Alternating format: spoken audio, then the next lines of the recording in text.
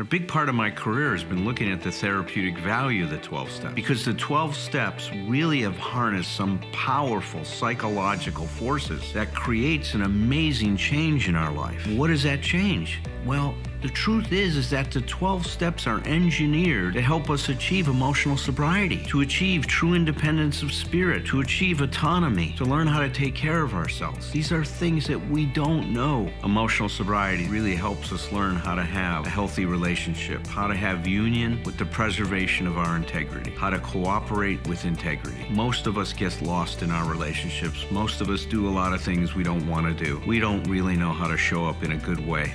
Emotional sobriety is about learning to have healthy relationships.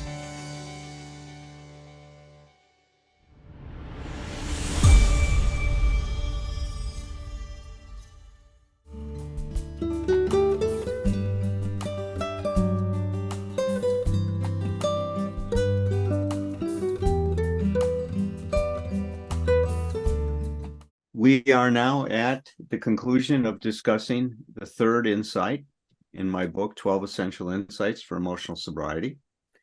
And I've really appreciated the discussions we've had up to this point. And I love how all of these discussions are really enriching and even extending the discussion I had in my book. And I hope I can do some of that tonight as well, as to kind of look at this in some ways that are just kind of new for me, right? Are kind of I think another way of talking about the same thing. But first, I want to start and put all of this into a context. You know, just like when we talked about the steps, how they build and they're dependent on each other, the 12 insights were constructed in such a way of leading us down a path, down a process, if you will, a methodology of change. And the first insight was, awakening from our sleepwalking. And we talked about how we go through life and we develop this automaton-like behavior where we're just going through the motions, that we're playing, that we're role-playing our life, that we're really not present in it. And it's so important for us to realize that we are asleep, dreaming we're awake. You know, that's the incredible insight that this Russian philosopher Gurdjieff had. We are asleep, dreaming we're awake. And the moment we start to open up our consciousness to that possibility, there's a major reorganization that starts to take place in our consciousness. And that leads almost automatically into the second insight, is living life consciously. And understanding that the consciousness that has created our problem cannot solve it. That we have to develop a new way of looking at things. And if those of you that were here when I talked about how our cognitive development determines our consciousness, and I showed the experiments that Piaget had for what he called a preoperational stage of cognitive development in children, is the one experiment was that this lady put down 5 quarters in 2 rows of 5 quarters that were equal. And this little girl was 5 or 6 years old. She was asked the question, do these rows have the same amount of quarters or are they different? And she even counted them, 1, 2, 3, 4, 5, 1, 2, 3, 4, 5, and throws up her hands and say they're the same, 5 and 5. And then the examiner in front of her increased the space between the quarters in the top row. So the top row quarters was that long, and the bottom row was this long. And the examiner asked the same question. Now, do these 2 rows have the same number of quarters, or are they different? She said they're different. Her cognitive development decided they were different because the top row was longer in length than the bottom row. And so what we saw, because of where her cognitive development was at, she could only focus on one dimension of the phenomena in front of her. And she focused on the lengths to determine which row had a greater number of quarters. When in fact, if she focused on the actual quantity of quarters in the top row and bottom row, she would have concluded they're the same. And you take a child who's just a little older than that, who's in what we call the operational stage of cognitive development, and they would say immediately, they're the same. You just put greater space in between them, because that child is looking at the most relevant aspect of reality, which was the number of quarters, not the distance and the length of the row. Well, unfortunately, our emotional dependency does the same thing. And when we start to live consciously, we realize that we've been viewing the whole world through that lens of our emotional dependency. And that we are constantly focusing on, what other people, how other people are either going to approve or disapprove of us. And we are constantly seeking that approval, because our self-esteem is other validated self-esteem. It's a self-esteem that's dependent on how other people see us and how other people think of us. It's also a sense of emotional well-being that's dependent on things going our way. That we have this expectation that really is a demand and claim on reality, that reality should conform to our expectations. Now, when you say that out loud, it sounds so absurd that I could be so grandiose and so immature to think that way. But I am, and so are you. Oftentimes those demands and claims are unconscious. We're not aware of them. And we talked about how they're an outgrowth of either some trauma that we've experienced in our life, or just the way that we're raised in a culture that makes each and every one of us so personally important, where we make everything about us. So we also talked about how it's a natural stage of our development that all children are have egocentricity. And that we have to, if we're given the right experience, that we grow and start to differentiate ourselves and grow beyond just focusing on ourselves, and are able to now at the same time consider reality. And if we become differentiated in that way in our life, then we are able to act for ourselves without impinging on the rights of others, and act for others without erasing ourselves. That we're able to achieve that balance in our life, because that's what Bill talks about. Emotional sobriety is balance. So understanding and being able to use this idea that this is our basic flaw, to start to look at especially those things that disturb us in our life. Bill made it very clear in the 12 and 12 when he was talking about step 10. That it's a spiritual axiom every time we are disturbed. And he says, no matter the cause, doesn't matter what caused it. He says, no matter the cause, that there's something wrong with us. I like to replace that word wrong with there's something off with us. And what's off with us is we have some expectation about how things were supposed to be, and they did not go according to our plans, according to the expectation idea we have. Later on in his letter, as we've heard, is that he really, really encourages us to really take a look at that every time we're disturbed, to try to ascertain, to be curious about what might be the underlying expectation that is causing our reaction.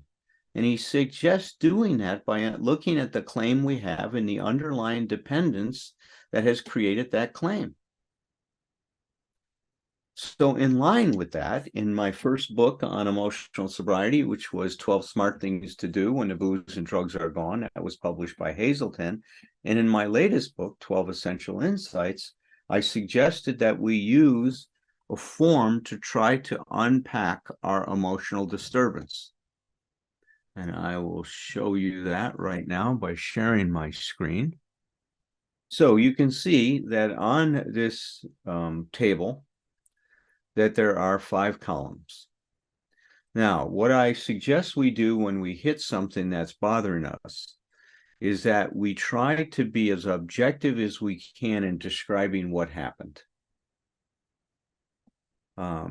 There's a lot of different examples. One that I've used in my first book, 12 Smart Things, that's kind of, I think, a very clear example of this, is that this gentleman had 6 months of sobriety. He went to a meeting where he was given his 6-month chip for continuous sobriety. Came home, he was married. His wife was watching Bones on a Wednesday night, I think it was, and walks in the door and says, "Honey, I got my chip." And she looked up at him and said, "So what?" and turned her head back and started watching the TV again.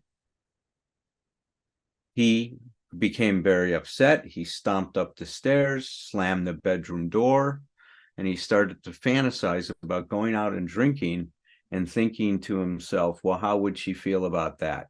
She doesn't care about my chip, but I bet you that would piss her off. So he had this fantasy about getting even. It's, what do they say? Sometimes resentment is that we drink poison to get at the other person. And that's exactly what would have happened that night had he drunk or had he gone out and relapsed. The second column has to do with really getting in touch with what your reaction is. How did he respond to the situation? Well, he got incredibly upset with her.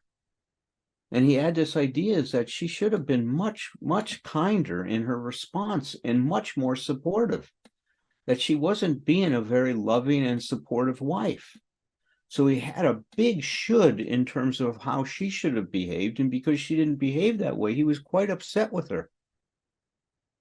Now, what was his reflected sense of self? So a reflected sense of self is the self that you deduce from the other person's behavior, how you think that person is looking at you and thinking about you. Now, obviously, that's mind reading, and we're not thinking about how they feel. We're projecting how we feel. But what he thought is that he wasn't important to her anymore. She really didn't care. And there was a partial truth to that, but it's not for the reason that he thought. So what was his expectation when we go into the third column? What should she have done? What was supposed to have happened? Well, she was supposed to get up and be excited about him receiving his 6-month chip. She should have jumped up, not paid attention to her show anymore, and now applauded him. Boy, that attaboy. Great job. You got 6 months. I'm so proud of you. I'm so glad you're doing that for yourself and for our relationship and for the family. Well, she didn't do that, but that was his expectation. That's what he hoped for. Now, what was his unhealthy dependence? Well, in his reaction, he realized that some of what he was doing was to get her to feel good about him, that he was trying to manipulate her by doing the right thing to get her to feel good about what he was doing. And so he put this should on her. If you were a good wife, you would have been much more supportive of me. Now, what he never considered, because he made it all about him, was the fact that this was his third relapse, the third time he got 6 months. And his wife was not about to jump up and celebrate again. She had done that the first time. She had done that the second time. Fool me once, shame on you. Fool me twice, shame on me. And she wasn't ready to jump back on that wagon again. She was protecting herself, and for good reason. She couldn't trust that this time would be different. She didn't see him behaving in any different way. But he could not have any empathy and put himself in her shoes. It was all about what he wanted and needed. It was all about him. And that's what our emotional sobriety does. It makes everything about us. That what somebody else is doing, they're doing because of how they feel about us and not doing it because of who they are. So what we do is we make ourselves incredibly important, and we make who that other person is unimportant. Who they are is not considered at all. We want them to be thinking about us all the time. and every way we want them to think about us. And if they don't, we do all kinds of tricky things to try to manipulate them into falling in line with what they, quote, should be doing, which means what we would like them to do so that we feel better about ourselves. Well, that's no way to have a loving relationship. It can't be one-sided at all. There has to be, as I say in this new book I'm working on right now, there has to be room for two. In a healthy relationship, there has to be room for two people. There cannot be just room for rules, because when there's room for rules, there's no room for the people. And a relationship that's healthy has to be based on who each of us are, not on some ideal or on some set of shoulds about how things are supposed to be. Well, so what happens now? We get to the turnaround. That's what the fifth column's about. Identify the turnaround and claim your emotional autonomy. What do you have to do to achieve emotional freedom? And the suggestion I have is to add more self and stay connected during trouble.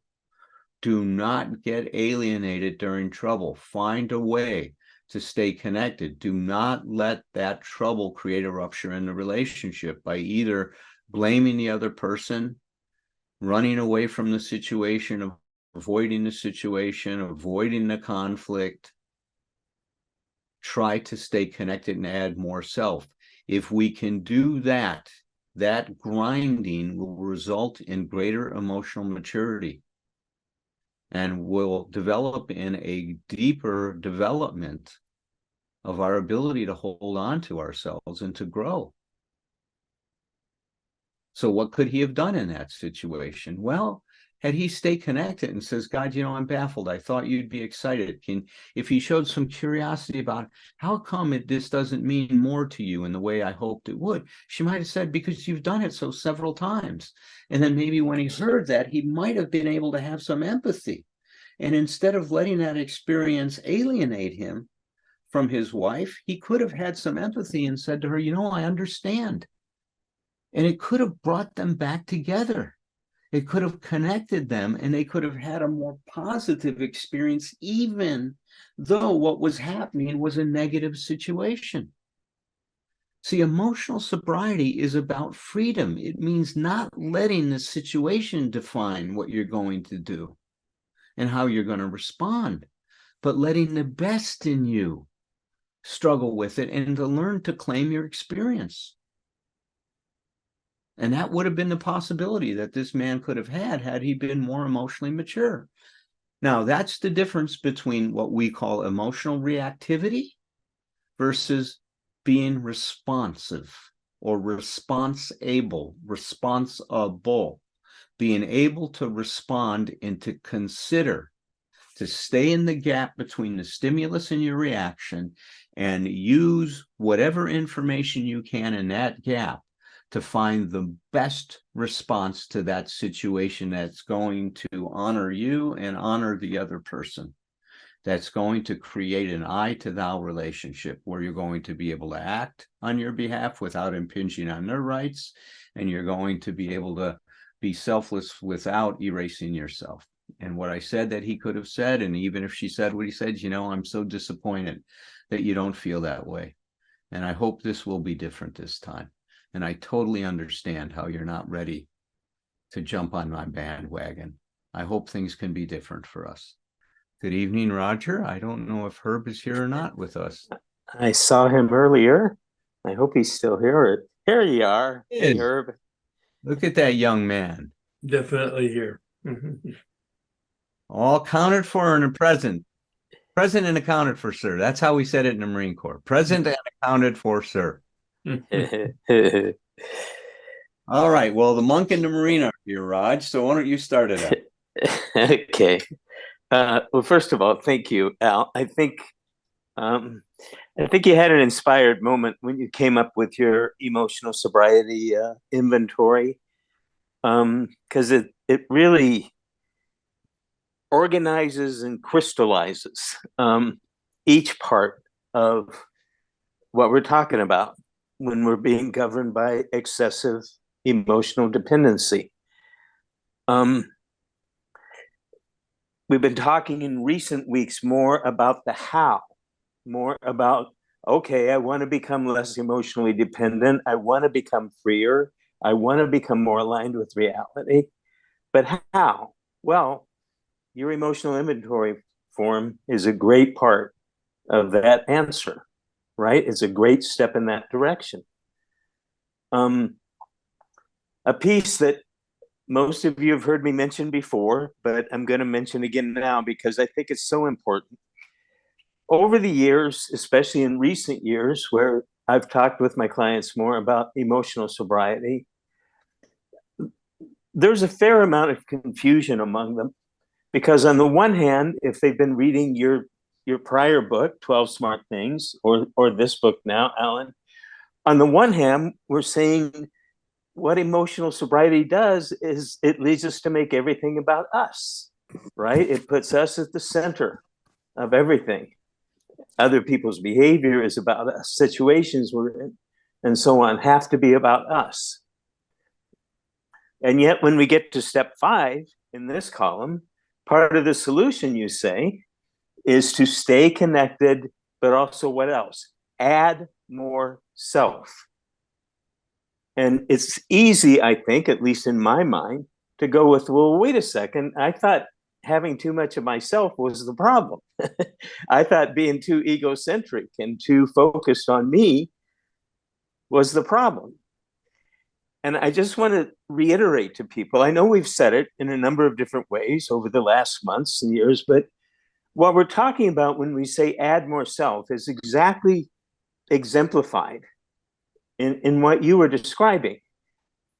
He could think that adding more self means storming upstairs and then I'm pissed off. I'm going to be true to myself. I'm going to go out and drink. I'm pissed off and I'm going to express it and I'm going to be authentic. And it's like, that's not what we're talking about. Okay. What we're talking about by adding more self is adding more of our best self. And if I'm not in a place where I can do that, to still be connected enough to my best self to talk about how I don't feel able to do that, to meet myself where I am and talk about that that's what I want to go do, or something else is what I want to go do, right? Or go have an affair or whatever, right? So I want to clarify that. When we're talking about adding more self, it means adding more of our true self, not what Alan often refers to as our false self. And there's often a fair amount of confusion in us for that. There still is for me at times, because we've been spending so much of our life trying to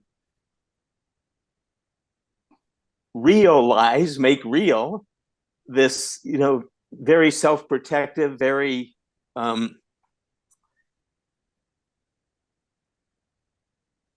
looking for every possible way to prevent myself from being hurt self, that we think that's us at a certain point. A lot of the time, we identify that what I often call compensatory self or self-protective role. And again, no need to cast aspersions or shame or blame. We develop a false self as a way of taking care of ourselves and is the best way we can think of at the time. And with enough practice, it tends to perpetuate itself until what? Until we wake up, until we start to live more consciously. None of us is perfect at it. None of us ever will be. But if we can incorporate certain ideas, like we're going to make mistakes, but it's the attitude I take toward my mistakes that's important, not whether or not I made mistakes. You've heard us say that quote the other day. The only person who never makes mistakes is the person who never tries anything new, right? Is the person who doesn't take the risk of failing. So I wanted to add that point. We're not talking about adding more self in the sense of becoming more self-centered in the selfish sense and in the I don't give a damn about anybody but me sense.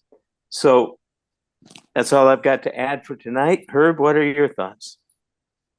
My name is Herb, and I'm an alcoholic. Thank you both for your comments. And of course, I the only real context I have that has meaning and simplicity to me is the context of my experience with the 12-step process. So I'd like to make a couple comments of the key ingredients of that. Number one is I needed a teacher. I needed somebody who would explain. Both of you talked wonderfully, accurately, and experientially. And yet, I've been in front of people like that all my life, and it never made a difference. Oh, I got lots of that information, but it never made a difference to me because somehow I didn't and or couldn't process it. And that's the second component, the teacher, and then the process. Clearly, I never had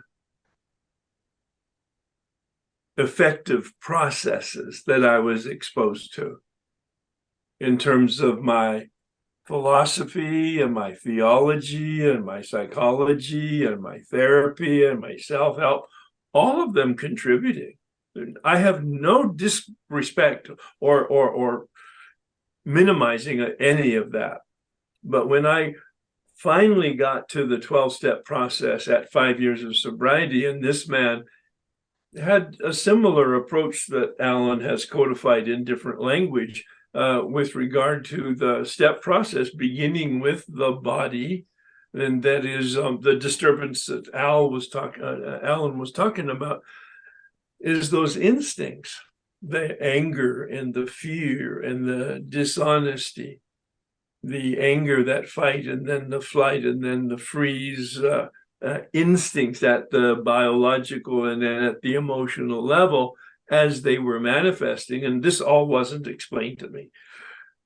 I only know this in retrospect and can put it into the context that both of you were talking about. And then he had me do the analytical work, looking at the concrete behavior and my reaction. And it was a process I went through a couple times over about a 6-year period, twice going through it with two different people. Now I'm going to give you the distilled version of it.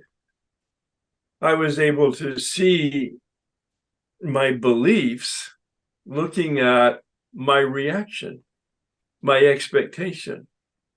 What were my beliefs? The lenses, and this man actually said, the lenses through which you look determines what you see. And the difficulty is, and Alan quoted Gurdjieff, and we've quoted Freud, and all kinds of people have great wisdom about the difficulty of this, and the necessity of it is that we need to look through our lenses at our lenses. Tricky shit. All right. And that we need to have an open mind and an open heart to be able to do that, and a very patient teacher. This man took 3 different sessions with me, 2 hours apiece, over like 3 weeks, to go over and over and over again the same material. I thought he was kind of dense because he wasn't hearing me. No, I was dense because I wasn't hearing me. I wasn't getting under, because I had some preconceived ideas, which I was looking through and seeing the old reality, and I needed to be delivered to seeing a new reality. And and that process was him continuing to ask questions, giving me some information, having me take some action, having an experience as the result of that, which then developed more questions. And that was the kind of like a spiral dynamic that began to just open the curtains just a little bit at a time, until I remember the 2 instances, one in which I saw the beliefs in the dynamic I just described, and it was so embarrassing. I mean, the shock wasn't that I saw. The shock was that I had never seen it, despite looking with all of that other background and effort and adequate teachers and theories and history and all the rest of it. And then the other one was that taking a look at the same kind of instincts and emotions and behavior that went with this very concrete stuff, and then getting underneath it analytically as to, so what were your motives? What was the purpose and the values that you were attempting to? And again, I was shocked and embarrassed at the truth that I had believed to be a lie, and that I had been a perpetual victim, legitimately talking about my horrible relationship with my father and doing some wonderful work and self-help and Bataka work and all the stuff we were doing in the 60s and 70s in terms of men's work, and doing some really good therapy and empty chair shit, what I hate. But anyway, but still, I had some emotional stuff, I had some informational stuff, but I didn't have transformational stuff. And what was happening as a result of this other process that I just described in a very unfair way, because I used a lot of words and it probably, it's hard to get handle on it in such a short period of time without examples. But I was able to absolutely see, as Alan talked about it, the turnaround, a term that we probably both picked up from Byron Katie. I know you have her book right there on your shelf, Loving What Is. Byron Katie and Fritz Perls used it too, even before Byron Katie used it. I didn't know that. Okay. But it's the most word.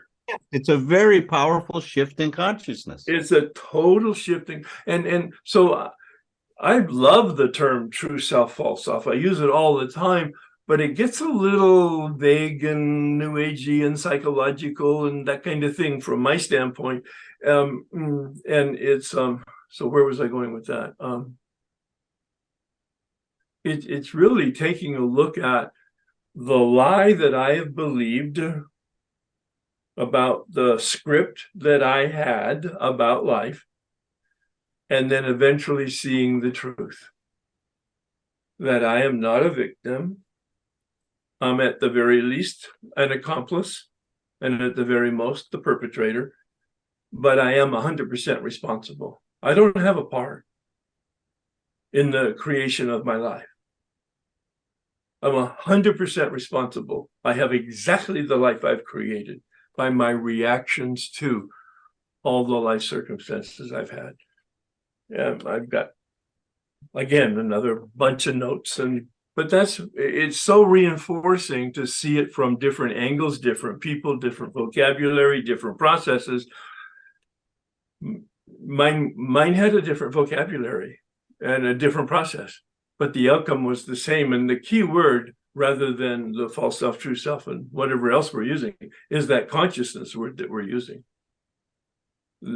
I was unconscious, and I didn't know that I didn't know, and I couldn't see that I didn't see until I began knowing and seeing.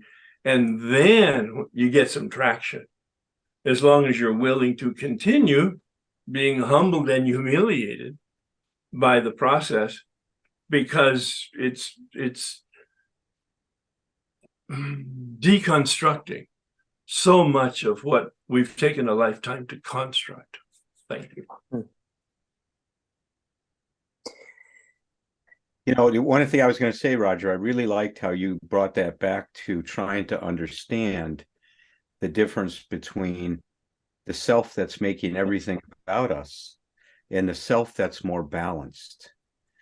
And I've seen that done by writing the other self with a capital S and the more humble self with a lowercase, right? You know, because that's the difference. One is infused with humility and one is fused with arrogance. I mean, it's a very big grandiosity and all those other narcissism, whatever you want to label it as, but that's the big difference. The other term that came to me tonight as you were talking is the mature self, or the differentiated self. The self that is not being defined by circumstances and what other people are doing, but that's defined by the best in us, as you said, Roger, right? That's the difference between the two. So that was a very important point that you made. Yeah. I want to add one more thing. It's easy for me to look at that example you gave, and there's a part of me that automatically starts to get into all my shoulds about how he should have met that situation when he walked in the door. And it's the same thing. In any number of other situations, he could be me and I could be him, depending on what activates and triggers me in the course of my day and who I'm interacting with. And that's the humility piece to me. It's like I see a part of me that wants to make him wrong, right? That wants to, and it's the same old stuff. It's like if I start to get upset with him about that, is exactly what Bill was writing about. If I'm disturbed, it's like there's something amiss or something off, as you put it out, with me, which is I've lost perspective. I've gotten back into my judgmental self and shoulds and not tos, rather than like, oh shit, he's in process just like I am, just like you are, just like Herb is, just like we all are. Right on. And Yeah. see, that's what I liked about what you said, Herb, is you really were talking about when we hit that point, it doesn't do any good to blame ourselves either. Oh, no. It's not about blaming. It's about trying to understand and gain some insight into what's happening. What am I doing and how am I doing it? Remember, I said I encourage that rather than a why. What am I doing? How am I doing it? What am I doing? And when we do that, we can get past all the blame. We can get past all the shame and the shoulding and all that other stuff. And it's more being able to look at it in terms of understanding the phenomenology. And that's why the word consciousness is so important. Yes. It's like, and it's almost impossible to explain it to somebody who hasn't had the experience. Yeah. But it's almost unnecessary to explain it to somebody who has had the experience. And that we're all doing it, trying to put into words our experience so that other people can have the experience. And if you're sitting in the audience trying to track any of us, good luck. Because this isn't going to be done in the 30 or 40 minutes of our anybody's talking here. This is done with quiet, reflective, analytical, willing to make mistakes and willing to be embarrassed and going over it again and again and feeling stupid and feeling awkward and feeling like clumsy. And then all of a sudden, really feeling embarrassed because there's a breakthrough and the light shines. Yeah. Right on. Well, let's invite Tom Potash in and see if, Tom, you want to say anything before we open it up for the group. Yeah, thanks, Alan. I just what Herb was talking about made me think about how this aligns with meditation and with mindful meditation in particular. It's not the fact that my thoughts drift. That's a given. It's when they drift, am I aware? Right. And in that awareness of my thoughts are racing and they're not congruent with who I am, and I come back to the breath. And so this emotional sobriety practice is about making mistakes and being aware and noticing, is that congruent with who my true self is, and look at okay, can I bring it back? What led me off that track to begin with? Very, very similar in the terms of it for me, it's been slow down, notice, make the mistake, come back, look at it, continue on with life. It's in the living that all this stuff happens. Yeah, right on. In the point, though, also all of that in the presence of a teacher, in the presence of a bona fide process. Yeah. That has a little bit of structure based on experience. Does someone need to believe in God to successfully overcome addiction? Well, the way I like to think about what the program does, it connects us to who we really are. And what does that mean? Well, there's this incredible force in you and I, this growth force. It's the force that moved us from crawling to walking. You wanted to take those first steps. And when you fell, and you fell a lot of times, you didn't let your failures stop you. You picked yourself up, you learned from it. And how many times did you fail before you walked? You failed as many times as you needed to. You see, that force, I call it a biological imperative, a psychological imperative, a spiritual imperative. It's moving you towards wholeness. It's moving you to be what you can be. Just like in the acorn is all the information it needs to become an oak tree. In you is all the information you need to become you. Become a you that can cope with life and to deal with whatever you need to deal with to be okay. And that's what I'll talk about in my new book, The 12 Essential Insights for Emotional Sobriety.